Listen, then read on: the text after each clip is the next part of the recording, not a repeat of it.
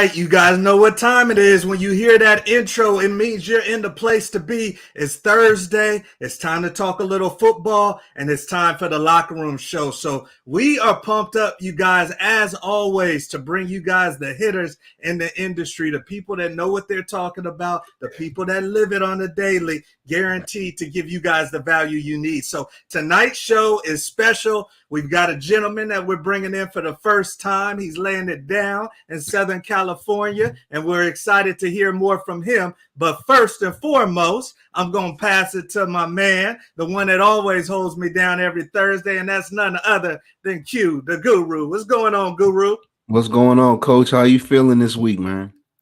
Hey, man, I'm we ready. Got another. We got some more good stuff, man. So yeah, y'all gonna have to buckle up, man. We got some good topics, and we getting right at it.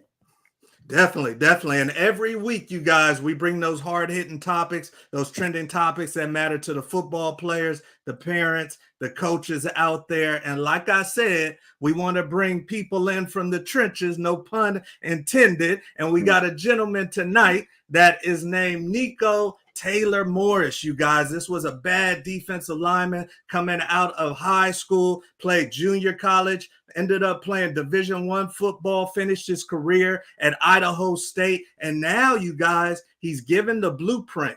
He's given the blueprint to the next generation, those ones that want to get after the quarterback, and he's doing it big and really making a name for himself quite fast, you guys. So that is none other than Nico Taylor Morris, and he is the owner and founder of Nico Trenches. What's going on, big time? Man, I appreciate y'all even having me on here. I like the music and everything too.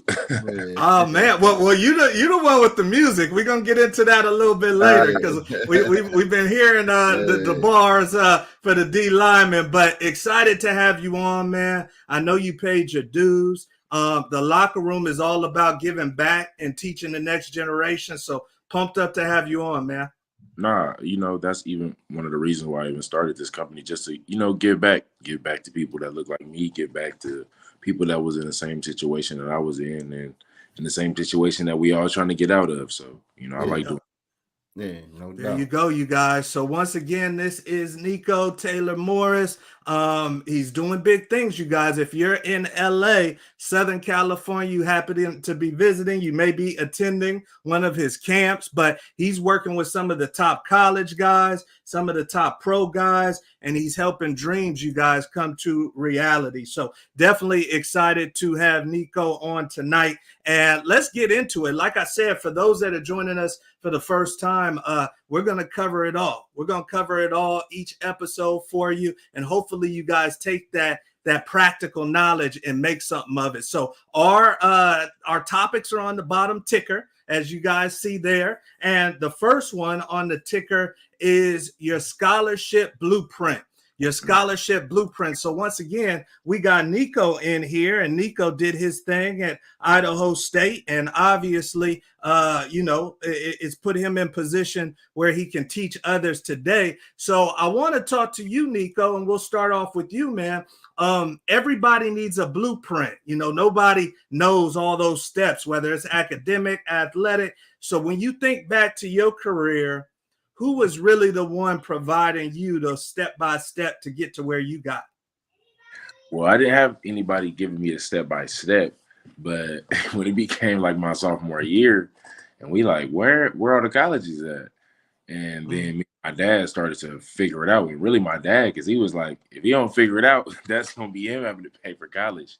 So, like, that's why my name is spelled differently than the company Nico Trenches. My name is Nikko. But the company is NICO. The NI is for me. The CO is for Cortez. That's my dad. My dad handles He handles all the recruiting stuff. So it's like he kind of in 2000 and ever since 2010 when we first started was like, where are the colleges? How do we reach out to them? Mm-hmm. He first started getting busy, and then I was the first kid that he got a full ride scholarship for in 2012. So ever since then, he was like, we figured out the process. He's been doing it ever since. But so just learning with my dad and kind of just following my dad's footsteps. He was the one that kind of gave me the blueprint to how to go get a scholarship. And then I wasn't. That's a great point, man. And I mean, kudos to you guys. Pops got you a scholarship, said I'm gonna go help some other people too. So you guys still doing it. So that's amazing. I was kind of in the same footsteps or the same mold where my dad was guiding me. Q, how about you? Did you feel like you knew exactly what you had to do to get to Kansas? Was it your coach or was it a friend? Who was it that was providing you what to do? I mean, really, I didn't have that guidance. Like I said, I was a little bit different because it was like football wasn't at the forefront at the time because I was playing baseball. So it was one of those things where I was going blind. I was getting a ton of offers, for football, a ton of offers, but it was in the actual process and a blueprint I really didn't have. I was so young and dumb and arrogant, I'm weeding out people who wasn't with Nike, you know what I'm saying? So it's like I didn't even know, really, man, what was the absolute best fit for me, and like I said, again, much love, to Kansas, me and being able to do my thing there or whatnot. But it's like as far as a blueprint, man, I was Stevie out there, man. I'm out here like this right now, you know what I'm saying? So, that's definitely not the way to go. Yeah, and obviously you had immense talent, drafted in baseball but played football. But you kids today, you can't be Stevie today because it's too competitive. Man. And there's the transfer portal and there's people coming to get that paper. And you're not going to get it if you don't have a game plan. I see some of our usuals already popping off in the chat. We got Coach Fall saying, looking forward to continuing to gain that knowledge, no doubt. And then we got the great Rick De Jesus. He says, what's up, Coach Wood? And obviously we know he's got a superstar at UNLV with his son, Jacob. Munoz family checking in out of the Lone Star State. And then, of course, Mama Cindy said, hi, T, coming in out of Colorado, my alma mater state. So we appreciate you guys joining in. If it's your first time, definitely come back. We got a great show for you tonight. So let's get into our next topic, you guys. And this one is something that's very, very important. Nico, I know you got kids in college, kids about to leave to college. I got kids packing up their bags. They're about to leave. So talk to me, man. I see right here, Rialto, California. You're coming out of SoCal, but you end up in Moscow, Idaho, I believe. Or was it which city is that? There you go. There you go. Idaho's in Moscow. So talk to me. Coming from Cali to Idaho had to be a little bit of a social change there. How did you adjust to that? And was that something that was easy for you? Nah, it's like when you first get there, like all you want to do is compare it to home. And it's like, it's never going to be like home, especially if you're from LA. If you from LA or just California in general, anywhere you go is never going to be like, you can have fun for a little bit, but it's not going to be like the crib. So you got to get used to just enjoying what you around and what you have. And when you choosing that school, just knowing you're going to have to get open to seeing and doing different things to, to have fun. If you really want to stay there, you got to stay there for 3 or 4 years. You're going to have to figure out something where you could still be feeling like you having fun to, keep you happy and not just thinking about going home all day. You're going to be in a bad mindset. So really just, knowing you'll have to adjust and then finding some friends, doing things that you like to do and just kind of, and get more workouts in, be doing a little bit more than what you're supposed to. Then your time going to be taken up. Go to study hall, eat some food, get some sleep, and then shoot. It ain't too much more time in the day after that. Do you feel like it was easier for you to stay focused because you weren't in LA? Or do you feel like you would have been able to stay focused in LA as well? Nah, like I think when you leave and go to school, I feel like it develops and grows you in a different way just because it's a different type of being on your own and really trying to make something of yourself because you're not a drive away or hour away or 3 hour away or you come home once or twice a month. Like you're going to go a couple of months with not going back to the crib. So it's just, I think it just helps develop people more. You find yourself more and you kind of grow at a much better rate just because, you're all out there alone. So you got to make it happen or you're going to get it. Coming home. Yeah. There you go. Yeah. Q, talk to me a little bit. Lawrence, Kansas is a lot different than St. Louis, Missouri, man. If I'm a parent and I know maybe my kid's a little bit more of a homebody. He's a mama's boy. Is that something I should factor in if he's from the city or if he's from the hood a little bit? What should I be thinking as a parent? I mean, you know your kid best as a parent, but the thing is kind of what Nico was saying, it prepares you for the real world because there's all types of people in the world. It's not just, it makes you pivot, it makes you adjust. That's what life is. Life is a long string of you having to make some adjustments all along the way. You see what I mean? Okay. And that's what it forces you to do, whether you like it or not. And the kids that can't pivot, those are the ones that that end up get sent home. But it's one thing I will say, and T, we've said this a million times. When you get to school and you off at school, broaden your circle up outside the squad.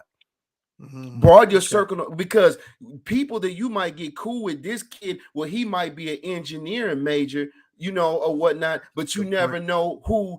Nico, you could be like, well, you start a business, but he'll be the one to invest in your company because he's worth a million. You see what I'm saying? Point. So broaden your circle up outside of the football. So it's an opportunity. Pay off. Oh, absolutely. I promise it'll pay off. Okay. All right. So you young ones out there listening, whether live or recorded, don't be shy. I know it may be tough for you to open up initially, but there's opportunity out there. That's what these brothers are saying. There's opportunity if you're willing to get out of your comfort zone and meet some people. So good advice right there, you guys. We are on to our next topic, and this one was a big one. Obviously, we've been talking about NIL a lot, Q, and Nico, I know it's something that your kids are talking about. So every state is a little bit different as far as what they're doing with the lower level kids, the kids in high school, and very interesting, you guys. Missouri said, you know what, we're going to jump in the ball game and we're going to let our kids play in the NIL pool too, but we're going to have some rules that are a little bit different than everybody else. And what they're saying in Missouri, you guys, is that two things stuck out to me in particular. One was high school kids can make money only if they go to a school that's in Missouri. So you got to go to Mizzou, you got to go to Missouri State, you got to sign with one of those schools before you can make money as a high school kid in NIL. So that was the first one that really caught my attention. And I'll throw it at you, Nico. What's your thoughts on that? You think that they should be opening it up, or is that a little bit of an agenda there? What's your feeling? It's definitely an agenda, but shoot, what state don't want to keep their best kids in state? That's just, that's just a given. So it's like, does it suck for some players? Yeah, but I'll still take it. And then, if it's in that school is going to be a good fit for some people. And then, but you know how it goes. They're going to find their way around it anyway. And but no, I don't think it's bad, but it does have an agenda, but that's what we out here for. That's what it's all about. Make our state better, huh, Q? Yeah. It's your hometown state, Q. So another element to this, Q, was that they said school officials and coaches can be in the room during negotiations. So would you be okay with your DB coach right there helping you try to get to the money? Or you like, coach, stay on the field, let me do my thing? I mean, no, that's part of the reason why, you at where you at too. It's your own work, but, assuming you have a coach that's out there that really wants, to succeed. I mean, me personally, no, that wouldn't bother me at all. But again, as Nico was saying, that's definitely an agenda to keep as many kids in the state of Missouri and have them go to Mizzou. I mean, think about it. Think about respectively where y'all from. I mean, think about if all the best killers from where you from and everybody went to SC or everybody went to UCLA. That'd be everybody. Huge. You if see you what I'm saying? You could not make money unless you went to USC. Exactly. So I mean, think about how you would be. I mean, Alabama would be like a JFL Little League team because everybody from Cali staying home. So I understand exactly. Like me, our state team, out of Hazelwood East. None of us were only maybe two of us out. We had 13 D1 kids out of our senior class, 13 off one squad, but only two of them went to Mizzou. Wow. You know, all the rest of us went to Illinois, Kansas, Ohio State, wherever we went, Wisconsin, respectively. But if all of us would have stayed home, yeah. So that's the agenda. It's like he said, it's getting everybody to stay home possible. That's how you be more competitive, and especially them being in the SEC, and they've struggled since they've been in the SEC. Yeah. Mizzou was doing a thing when they were in the Big 12, or when they left to the SEC, and they pivoted a lot of those kids that they would have got, maybe, especially, you know, from the respective St. Louis, Missouri, and Kansas City, Missouri areas, where they went to other SEC schools or went elsewhere, and they lost a ton of talent. So this is their way of rebuilding that program. Good point. Good point. Well, it's going to be interesting to see if other states follow suit. For those that don't know, it's about 30 states right now where high school kids can make money off their name, image, and likeness, but every state has their own laws. Some don't have this law. Missouri's the first one that said, hey, you want to make money, you better play for us. So very interesting. And it's not just University of Missouri. Any school in Missouri that you sign with, you're good to make money in high school. So that will be interesting to see if that continues. We're on to our next topic, and this is something that all the kids out there are definitely tuning into. This is something that I know back in my playing days, we were wondering why we didn't get a couple dollars. Really? But EA Sports, fellas. EA Sports is bringing back their college football, and because NIL is in the mix, they're saying, we're going to pay you guys. We're going to pay you guys. But it's looking like there may be a deal where it's a group payment deal. And I wanted to talk to you, Nico, because obviously you've been coaching some pretty heavy-duty kids, and not all D linemen are created equal. Some get after the quarterback better than others. So what's your thoughts, man? Should all these guys be just divvying up the pool, or should EA Sports have to negotiate individually with the athlete? I think it should be a little bit of both, honestly. I think everybody, if you made it, I think everybody deserves the right to get something. But also, I do think some players from small schools and big schools, you know, different players have, especially with social media and stuff, can build a different name for themselves. And I feel like there should be some type of individual deals and partnerships that they could also collaborate on behalf of either EA Sports or something where, I don't know, even if they could go get a shoe deal and now their shoe on the game can change, but it was some type of partnership. Like, you know, I feel like that they should help them go get partnerships for the players who can go get them in a way, or they're allowed to go and do things where they will abide by their partnerships. You know, if they have them and they can add something to, you know, in a way, I'm sure you're gonna have to go and figure it out, but I definitely think it needs to be a mix of both. I don't think you can just choose one, because everybody who made it to college, you know, that's an accomplishment, and a lot of people don't make it. So I do think that everybody deserves something, but at the same time, it is some people who put way more work in than others, and I think they need to get compensated for that too. Let me ask you this, because we obviously have some superstars. I mean, Caleb Williams right here. He's Heisman Trophy winner at USC, big market. If they come to certain players and the players opt out, they said they're just going to have an avatar or a simulated player. If you're Caleb Williams, do you think that he needs to have a hard cap on his value, or do you think that he should be a little flexible? I think, like, for him, the best thing would be to do different partnership deals. Like, if he's going to be in the game, get somebody that can. I'm sure they're going to have different, you know, variations and things of the game. Maybe it's locker room has a sponsor name on it. Maybe it's cleats or doing something else. Maybe if they're allowed to get the players dressed. Now, if you can switch clothes, the clothing companies can do it where he can go get more than what even just the game was going to give him, and you just use the game as a platform. Like, but Great point. Yeah, I think you just, you know, you make a way to use that platform to make other people be able to make up for the bread that they might not be able to have. So then you can use both and wager that. You just wager what they created to the other people on top of you also. Great point. Q, I'm going to put you on the flip side, man. I'm going to put you as the CEO or the decision maker for EA Sports. Do you get a little nervous when you're paying a little bit more to somebody that can get injured or blow it off the field? Do you get nervous? Are you gonna put true freshmen on this game? How you feeling, Mr. EA Sports? I mean, yeah, that's relatively easy to answer. And actually, Nico, here's how you do it, man. It's real simple, fellas. What you do is a guy like Caleb that you have, your players that you have like that 97, 98, 99 overall rating, those type of players on the game.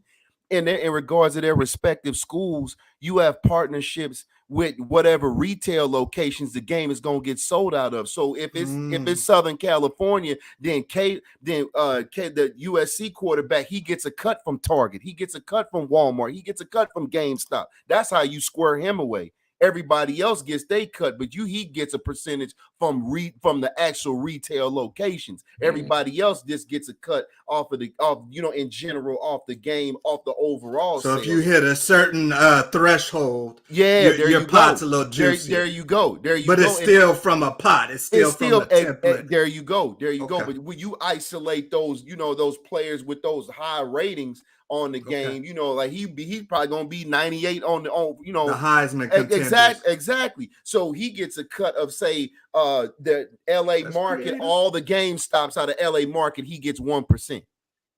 He doesn't get granted, he wouldn't get a cut out of what everybody else is getting. He would only get that, but that's obviously going to be more. But that's how you square the big time players away. The Outland Trophy and all the Bolitnikov guys that are up for awards. The top players in the country. They wherever right exactly. Yeah. So if you up in Ann Arbor, same thing. You get a cut from say Detroit. Or whatever closest if you hit the 90, there you go. You get a cut from that particular market from the retail stores. That's easy.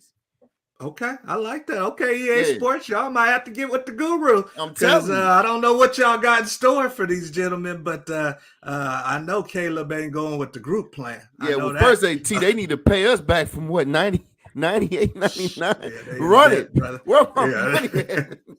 And I see the great Andy Pete coming in. He says, great conversation. Love this show. Former CU teammate, man, and doing big things out on the East Coast, New York. So thanks for joining us, Big Pete. And we are on to our next topic, you guys. We appreciate the great Nico Morris sharing his time, sharing his knowledge, his value with us. And this one is a big one because I know Q, you played early. I don't know about you, Nico, but some of these kids are trying to get on the field early, you guys, as we all know. Arch Manning said, I'm leaving high school early to be in spring ball. Mm-hmm. So I wanted to ask you, Nico, I know you give your inside tips and tricks to your D linemen, your O linemen, your linebackers, but for the locker room, man, tonight, there's some things that are subtle.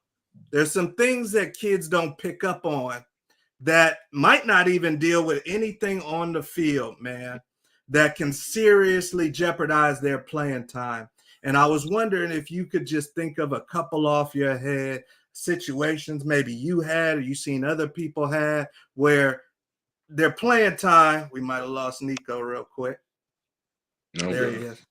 All right. Where their playing time significantly decreased or they lost it and they might not have even known why. Is there anything you could think of that hurts players, subtle stuff? I can't think of any. Well, actually, I know skipping class. I remember some kids just from skipping class and skipping study hall. Then it's like, all right, you get your reps cut at practice. Then if you get your reps cut at practice, you get them cut in the game. Then if you get your reps cut in the game, then it's like, all right, well, why are we even paying you to be here? And then by next semester, it was gone. So, just really not like college is not about what you like and what you don't like, is fitting into a program. So if you can't fit into the program and if you can't abide by all their rules, not most of them, then playing time is definitely being jeopardized and scholarship is definitely being jeopardized. Is that something that you felt like you knew going into it or you just learned kind of peeping things out? For the most part, knew going into it. And then, of course, as the road gets on and you get tired and things get a little harder and the meetings get longer, there is certain things that you do learn. But for the most part, it's like that's what you're supposed to be getting a little bit groomed before you get in there. Like, this is not high school where you just run around and then you got to go to practice. Like, bro, you don't have to be here. And since you don't have to be here and they're paying you to be here, when money's involved, there's a different expectation. Like, so it's just understanding it's a different expectation. And what people ask, they're paying you to do it. I love it. I love it. When money's involved, it's a different expectation. You guys keep that in mind. Definitely. Q, talk to me, man. Did you ever see any of your boys or go through anything personally where you're like, dang, I didn't get that lesson till after, or man, I didn't know that would jeopardize my situation? I mean, a lot of times, it has to do with something off the field. If you're everyone is pretty talented, I mean, you have some kids that are just kind of mutants, this kind of like okay, like he's special, but a lot of times it's the little things, like you said, it's skipping class, it's missing workout sessions or whatnot, not going to treatment, whatever the case may be. It's the little things, and you hear that all the time, the little things, but it goes over your head. But that really is important, because all that goes into making you a better player, making you a better student as well. It forces accountability, so that's why it's absolutely needed. But for the most part, if you lose playing time, it's something that you did, unless it's something to, like a coaching change or something like that. But if the staff there that recruited you and you're not getting clocked, then you have to look in the mirror and see what adjustments you need to make, because that's 100% on you. That's a great point right there, you guys. It's when it gets more competitive, and like Nico said, when money's involved, then there's the little things, the little dynamics that add up, and it might not even be on the field. So you guys got to peep that. And then whoever's making the decisions, whether it's the head coach, usually the head coach gonna say something, or your position coach, you got to know their cup of tea. You got to know what makes them tick. So you young players, keep that in mind. Mm-hmm. All right, we're on to our next topic, you guys, and we got Nico for a little bit while longer. Once again, this gentleman is killing it, you guys, in SoCal. Nico Trenches. If you need to get your pass rush moves right, you need to get your protection right, then Nico is the one to see if you're in SoCal. And we're going to definitely get his contact information here shortly. But before we do that, we're going to put him through a little pass rush. We're going to put him through something that we call the lightning round. The lightning round, you guys. So if you're joining us for the very first time, the lightning round is our opportunity to get to see what's on Nico's mind. This is our version, you guys, of word association. He's got 60 seconds. And the first thing that comes to his mind is what we want to hear coming out of his mouth. Unfiltered Nico Trenches right here for you. So you ready, big dog? Let's do it. All right. List. Let me get my list. I prepared for this one, and we're going to see what's on his mind. And I know Nico is going to keep it right for the children in computer land. And let me get the stopwatch ready. All right. Now, Nico, we ain't just doing this for fun, brother. If you hit 15 or more, then when you in LA, we got a dinner in a hotel stay on the locker room show. So if you can hit 15 or more, you get one for tech delay. Then you good with us, and you on to the celebration part of the show. So let's get the stopwatch ready and see what Nico got. First thing that comes to his mind when I say a person, a place, either or, we're going to see what's going down with Nico. Now, all right, big dog. Here we go. So I got the stopwatch ready. All right. Number one, Riverside JC. Go. Number one. Favorite flavor milkshake? Oreo. Childhood dream school? USC. Fried shrimp or fried calamari? Fried shrimp. Best player you played against? Skylar Phillips. Chris Jones or Cam Hayward? Chris Jones. Ride a bull or run from a bull? Run from a bull. Skittles or Starburst? Skittles. Dan Marino or Jim Kelly? Dan. Yeah. Nick Saban. Cold. The NCAA. 50 seconds. Soft. Dalvin Cook or Jonathan Taylor? I'm going with Dalvin. Favorite potato chip? Time. But you can answer that one for us. What's your favorite potato chips? It was Hot Cheetos. Okay, he rolling with the hot Cheetos. Cheetos. Everybody in LA rolling with the hot Cheetos. Always a hot Something Cheetos. Yeah. But okay, well we go let's add them up because he was rolling for a second there. Let's add them up and then let's see. We got to revisit a couple of these as we always do. So we got the Riverside JC number 1. We got the Oreo Shake number 2. We got SC 3. We got the Shrimp 4. We got Best You Played Against 5. Chris Jones 6. We got Running from the Bulls 7. We got Skittles on 8. We got 9, Dan Marino. We got 10, Nick Saban. We got 11, NCAA. And we got 12, Dalvin Cook. And we'll give him the 13 with the hot Cheetos. And then with the tech delay, he's at 14, you guys. So one short. But let's revisit a couple of these. So he's going with the Oreo. I'm feeling him on the Oreo right there. We got to keep the kid in us cute. And then the childhood dream school. I know you're from LA, but you rolling with SC, huh? Yeah, I used to have a lot of family. Like every year, I had family that played at USC, or just like my family's from Long Beach, so everybody went to Poly. So okay, all right. Friends that were coming out of there, and a lot of them were going to USC. And then I used to go to the games and stuff. So I was like, that was my first college experience. So I'm like, all right, when I get older, this is it. Yeah. And they were rolling when you were coming up, growing up. Carol was there. That's when they was number 1. I'm at the games. I'm like, why would I go anywhere else? Yeah. Yes, indeed. Yes, indeed. He said he's going with the Chris Jones over the Cam Hayward. He said he's running from the Bulls instead of sitting on one. He's going Dan Marino, and then we got the hot Cheetos and the Dalvin Cook. So we appreciate you. You're having some fun with us, man. People in the chat always love this part. They said, oh, okay, Big Jimmy's with us. He says accountability. Yep, from before what we were talking about. And Coach Foss is talking on that too, what you guys were just talking about. That's the real talk right there. So you guys, we are on to our audience Q&A section of the show. If you do have a question for young Nico, please do not hesitate. Put it in the comment section. Q, if you got something that you think of, don't hesitate. Put it, shout it out. But I got something for you, Nico, because it's been pretty impressive, man. I've been watching you for a while. Obviously, you're a younger dude. I know Dad was helping you out, but I know a lot of times business is new. What you guys have built has been amazing, as a sports business. Can you give us maybe 1 or 2 things that you feel were the keys or the integral to get you to this point?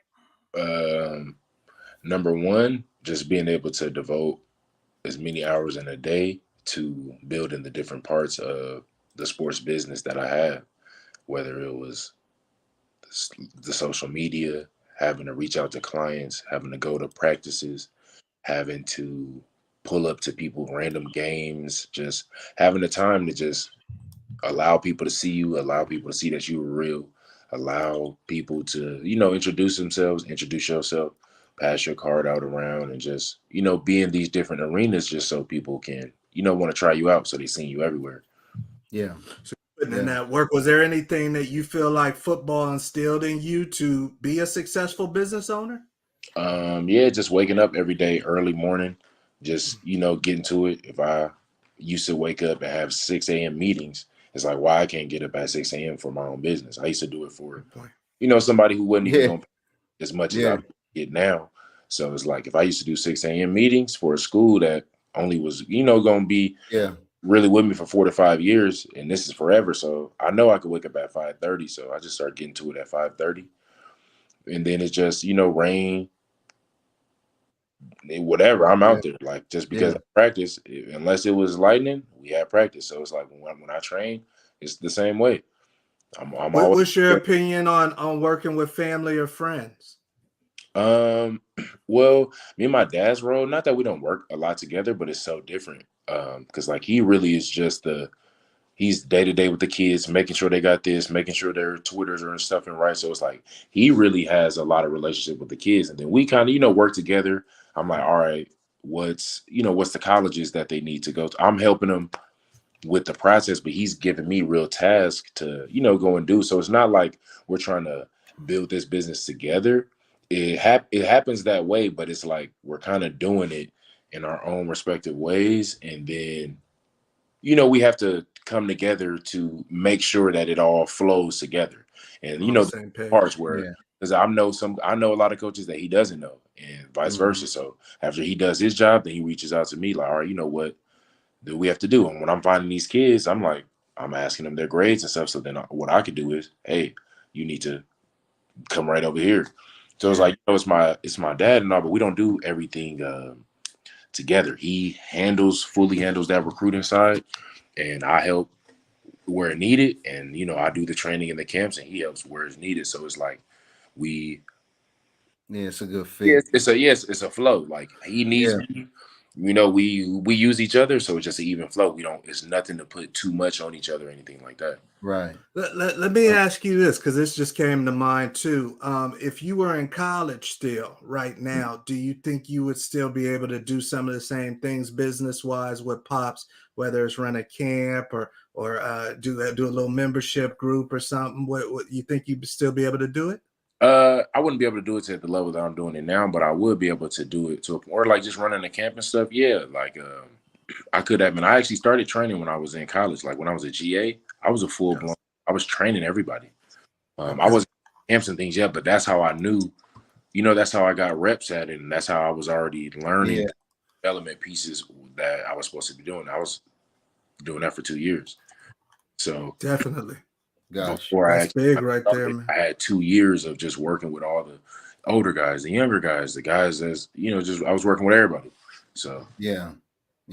All right, man. Well, hey, Q, did you have anything? As a matter of fact, I did. Now my question is more position specific, because I'm always going to be an advocate of players playing multiple sports in high school. So do you find it where a lot of your O linemen and D linemen that were hoopers end up developing to be better players, or they develop quicker because they were hoopers and they have this more athleticism or better footwork?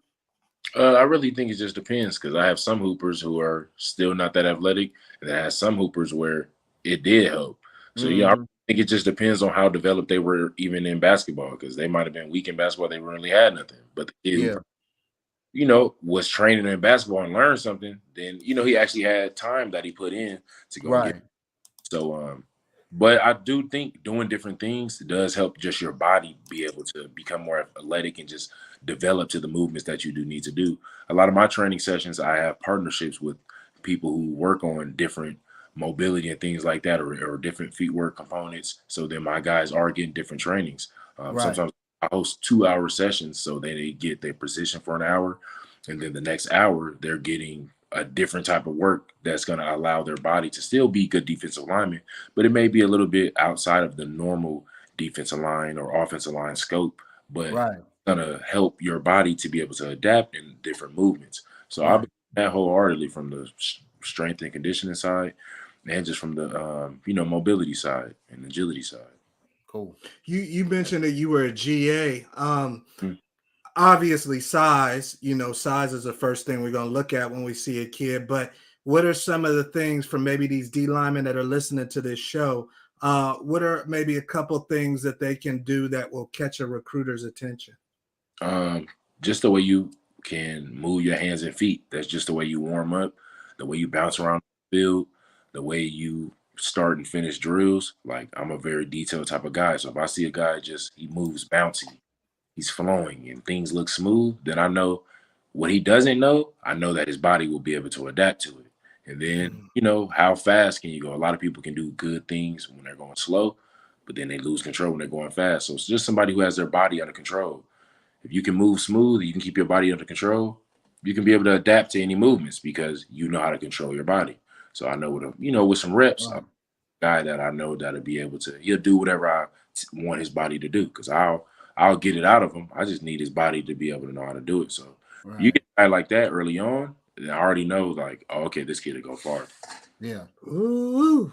All right, y'all listening. So if you Yeah. think you got that juice and you in SoCal, you play that D-line, that O-line, and this is definitely the man to get with. And we appreciate your time. Big time, Nico. Tell the good people where they can find you, man. Where's the best place to reach out? Shoot, you can find me on Instagram. I'm really on everything. Instagram at Nico_trenches. You go to my website, NicoTrenches.com. Find me on YouTube, Facebook, TikTok.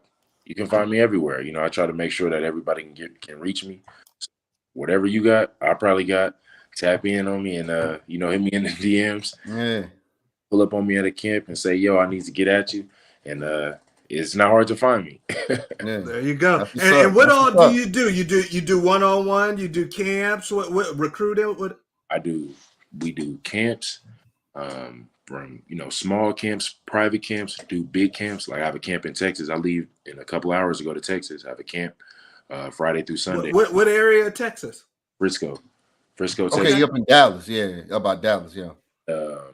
Do camps, do private sessions, small group sessions, big group sessions. We could come and host your tournaments, from recruiting, helping navigate through NIL deals with collectives, helping navigate NIL deals with brands.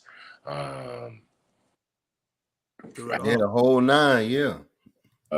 So, you know, that's why I was saying the biggest thing to be able to grow at a fast pace is you got to be able to spread yourself out to, you know, we can offer everything. When I say I'm a full service lineman company, like from anything that you'll need, from the strength and conditioning side, from the movement side, from the rehab side, from the how do you get the scholarship, how do I qualify, anything, college tours, everything you need, we could do. Wow. Love it, man. Love it. And you are killing it, dude. And we wish you the best of luck and keep up the great work. Thanks for joining us in the locker room. Definitely. And thank y'all for having me. For sure. All right, my man. All right, you guys. So, hey, there you have it. That is the great Nico Taylor Morris.